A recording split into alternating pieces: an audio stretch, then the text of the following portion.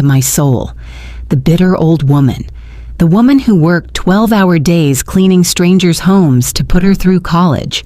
The woman who sold her own mother's jewelry to buy her textbooks. The woman who held her when her heart was broken. That night, I didn't sleep. I wandered through the rooms of my house, a ghost in my own life.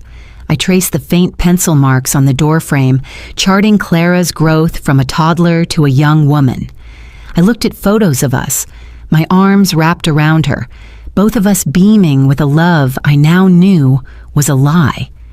The pain was a physical ache, a cavernous hollow in my chest where my heart used to be.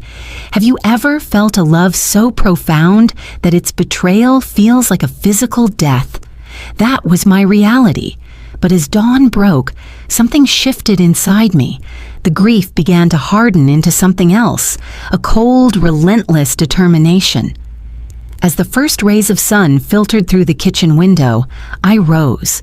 The helpless old woman they thought I was had vanished. In her place stood a survivor. I went to my closet and took out my finest emerald green suit, the one I'd worn to Clara's graduation. I applied my makeup with a steady hand, styled my silver hair with purpose, and slipped on the simple pearl necklace my mother had left me, a tangible reminder of a woman who knew true strength. I gathered my important documents, the deed to my house, my birth certificate, bank statements, and the life insurance policy that had so tantalized my daughter. I placed them neatly into my leather satchel. Then I penned a simple note and left it on the kitchen table.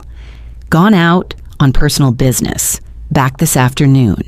Eleanor. They deserved no more explanation than they had given me. With my head held high and a plan already crystallizing in my mind, I walked out of the house I had built and into the morning light.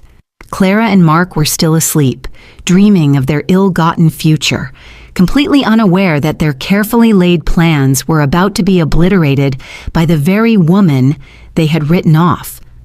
My story is one of profound pain, but also of incredible resilience. If my journey resonates with you, if you've ever faced betrayal or are rooting for me to reclaim her power, please let me know in the comments below.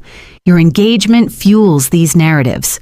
Don't forget to subscribe so you don't miss the next where my plan begins to unfold. The next move in this high-stakes game of family and survival is one you won't want to miss. The morning air was crisp, tasting of freedom and vengeance. I didn't look back at the house. That chapter was closed. My first stop wasn't born of